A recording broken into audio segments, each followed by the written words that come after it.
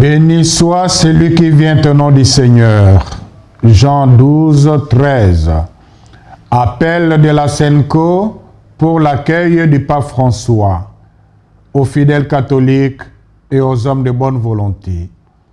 Chers frères et sœurs, nous, cardinals, archevêques et évêques membres de la Conférence épiscopale nationale du Congo, Senco, réunis à la 59e Assemblée plénière ordinaire, avons reçu ce jeudi 3 mars 2022 la bonne nouvelle de la visite apostolique de sa sainteté le pape François en RD Congo, notre pays, du 2 au 5 juillet 2022 à Kinshasa et à Goma.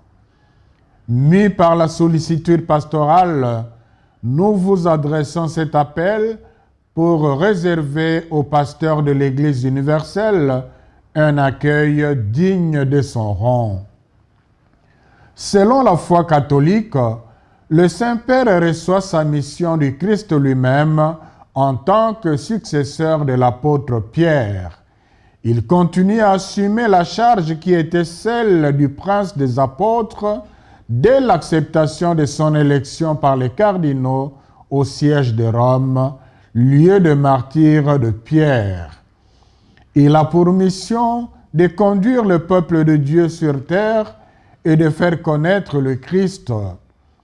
Serviteur de Dieu, le pape est d'abord le garant de l'unité de la foi reçue des apôtres et de la pleine communion de l'Église catholique. Les évangiles montrent que Saint Pierre jouissait d'une primauté au sein du groupe apostolique constitué par le Christ. Le pape, successeur de Pierre, hérite de cette primauté. Elle fait de lui le chef du collège des évêques et donc le chef suprême de l'Église catholique. Pasteur de l'Église universelle, le pape François porte manifestement la RD Congo dans son cœur. Il a plusieurs fois montré qu'il suit de près la situation de notre pays en disant ou un mot ou en posant un geste de sollicitude pastorale en faveur du peuple congolais. À titre d'exemple, le 20 mai 2016, l'accord cadre sur les matières d'intérêt commun a été signé entre le Saint-Siège et la République démocratique du Congo au bénéfice du peuple congolais. La même année, au mois de septembre, il a reçu le président honoraire Joseph Kabila et lui a réitéré son appel à un dialogue politique respectueux et inclusif. Le 15 août 2016, il a dénoncé les massacres de Beni qui ont fait 42 morts. Le 19 décembre, il a invité les chrétiens du monde entier à prier pour que le dialogue politique inclusif se déroule dans la sérénité. Le 2 avril 2017, lors d'une célébration eucharistique au nord-est de l'Italie, le Saint-Père a lancé un appel à la paix en déplorant les affrontements sanguinaires dans le Kasaï. Le 23 novembre 2017, le pape François a présidé dans la basilique Saint-Pierre la prière pour la paix au Sud-Soudan et en République démocratique du Congo. Le 8 janvier 2018, le pape a invité les diplomates accrédités auprès du Saint-Siège à agir pour les intérêts de la paix en RD Congo. Le 30 décembre 2018, lors de l'Angélus, le Saint-Père a prié pour la RD Congo. Le 2 avril 2019, dans son exhortation apostolique Christus Vivit, il a présenté notre bienheureux Isidore Bankanja comme un modèle de jeune. Le 22 mai 2019, il a reçu le docteur Denis Mukwege, prix Nobel de la paix au Vatican, et l'a félicité pour les soins qu'il apporte aux femmes victimes de violences en RD Congo. Le 17 janvier 2020, le pape François a reçu le président Félix-Antoine Tshisekedi au Vatican pour l'échange des instruments de ratification de l'accord cadre entre le Saint-Siège et la RD Congo.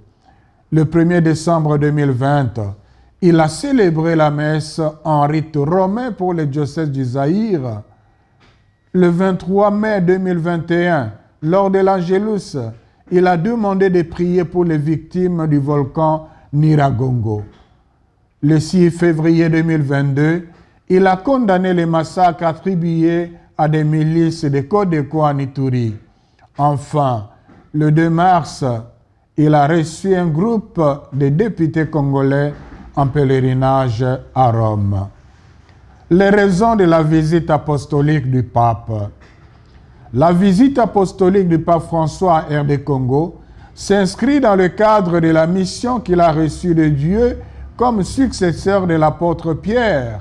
Les disciples à qui Jésus a dit « Tu es Pierre, et sur cette pierre, je bâtirai mon église ». Matthieu 16, 18. Et à qui il a demandé de paître ses brebis. Jean 21, 15 à 17. Aujourd'hui encore, le pape poursuit la même mission que Jésus a confiée aux apôtres. Il les a instruits de se mettre en route comme des agneaux au milieu des loups, de partir avec peu de bagages pour ne pas trop s'encombrer, de se laisser traiter en hôte et surtout d'être porteurs de la paix et semeurs d'espérance partout où ils seront reçus. Luc 10, 3, 9. Le Saint-Père vient donc à nous en bon berger qui ne veut perdre aucune de ses brebis. Il vient raffermir les fidèles catholiques dans la foi des apôtres, réconforter ses frères dans l'épiscopat, partager nos joies et nos peines et raviver l'espérance du peuple congolais meurtri par les tribulations de toutes sortes. Il vient sans doute nous prêcher la joie de l'Évangile. Accueillir le pape est une bénédiction. Souvent, les grands personnages de la Bible qui ont ouvert le cœur à un étranger ont reçu la visite de Dieu lui-même. C'est le cas d'Abraham qui a reçu 3 personnes à Mambré. En les accueillant, Abraham a été gratifié. Dieu s'est manifesté à lui et lui a révélé sa fécondité. Genèse 18, 2 à 5 et 9 à 15. Il en est de même pour la veuve de Sarepta, 1 Roi 17, 8 à 24. Qui vous accueille, m'accueille, et qui m'accueille, accueille celui qui m'a envoyé. Qui accueille un prophète en sa qualité de prophète, recevra la récompense du prophète. Matthieu 10, 40 à 41. Cette parole de Jésus nous interpelle particulièrement en ces moments où le messager du Christ annonce sa visite chez nous. En accueillant le Saint-Père, c'est le Christ lui-même que nous accueillerons. À travers les apôtres, Jésus se fait proche des blessés de la vie, des marginaux, des vulnérables, des malades, etc. L'épisode de la visite de Jésus chez Marthe et Marie nous enseigne que l'accueil d'un homme de Dieu doit être vécu dans l'écoute, la prière et la générosité. Luc 10, 38 à 42. Accueillir l'autre, c'est se rendre totalement présent en lui. C'est lui révéler qu'il a une place chez nous, dans notre cœur. Cela signifie aussi qu'on est capable de mettre de côté ses projets personnels pour se rendre disponible à s'occuper de l'autre qui vient nous visiter. Disposition pratique. Si le Seigneur ne bâtit la maison, c'est en vain que travaille le bâtisseur. Psaume 126, paragraphe 1. La rencontre avec le pape est un moment de grâce qui demande en conséquence une bonne préparation spirituelle.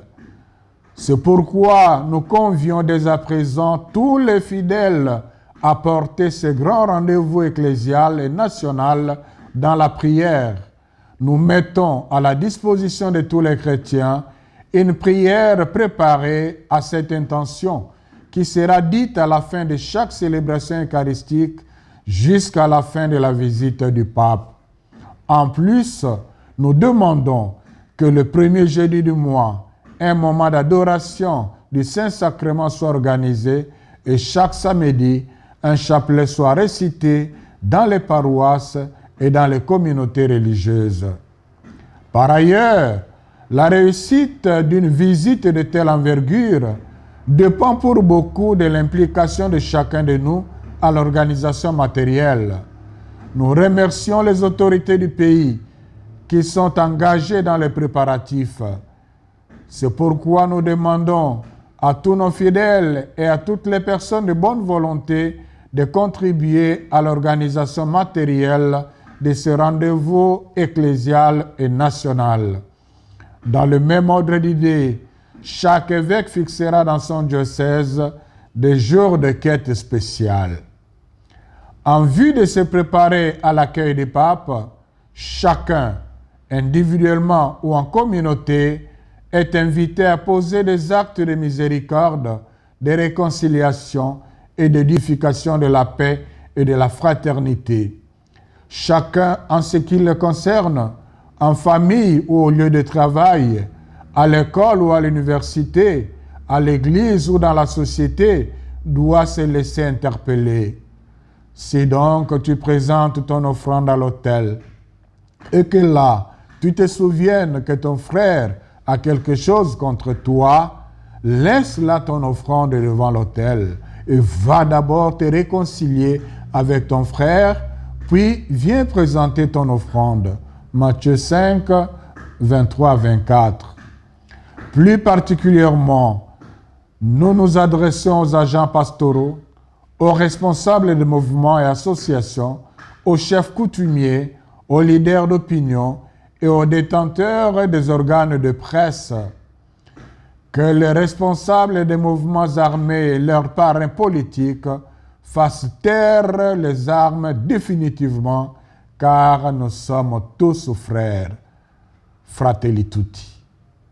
Laissons-nous guider par l'Esprit Saint qui nous permet de reconnaître dans la personne de sa sainteté le pape François, celui qui vient au nom du Seigneur. Jean 12, 13. Qu'il agisse efficacement en chacun de nous et nous éclaire dans l'organisation que nous allons mettre en place pour la réussite du rendez-vous ecclésial et national du 2 au 5 juillet 2022. Par l'intercession de la très sainte Vierge Marie, Notre-Dame du Congo, de Saint Joseph et de nos bienheureux Marie-Clémentine Anouarité et Isidore Bankanja, qui ont accueilli le Christ dans leur vie, que Dieu nous donne de nous lancer dans la préparation de l'accueil du souverain pontife avec foi et joie pour sa plus grande gloire. À la signature, le cardinal, les archevêques et évêques membres de la SENCO. Je vous remercie.